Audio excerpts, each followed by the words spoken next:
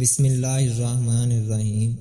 شروع کرتا ہوں پاک پروردگار کے ببرکت نام سے جو دلوں کے راز خوب جانتا ہے۔ نمبر 1، خیر کا ہر لفظ مرد مومن کی میراث ہے، جہاں سے ملے اٹھا لے۔ نمبر 2، جب کسی قوم کا بزرگ تمہارے پاس آئے تو اس کی عزت کرو۔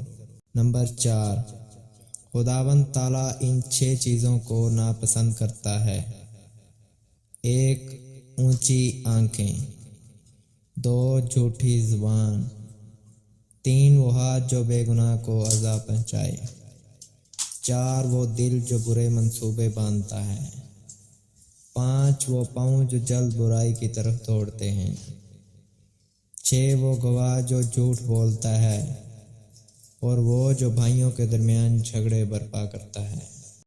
مبارک ہے وہ جو دل کے قریب ہے، کیونکہ وہ بہشت کے حقدار ہوں گے۔ مبارک ہیں وہ جو دل کے غمگین ہیں، کیونکہ وہ تسلی پائیں گے۔ مبارک ہیں وہ جو رحم دل ہیں، کیونکہ ان پر رحم کیا جائے گا۔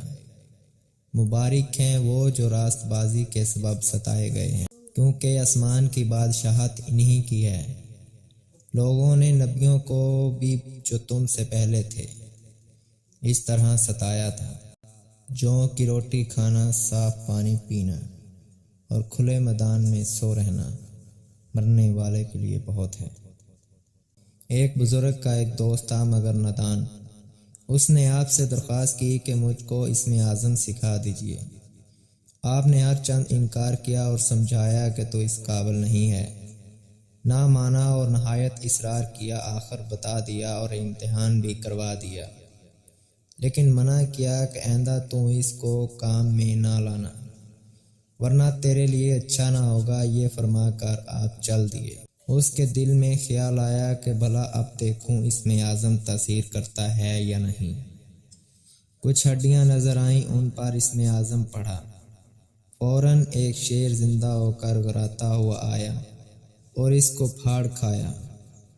حضرت اس راہ سے واپس آئے تو دیکھا کہ وہ مرا پڑا ہے اور شیر اس کو کھا رہا ہے۔ شیر سے پوچھا، تو نے اس کو کیوں مارا؟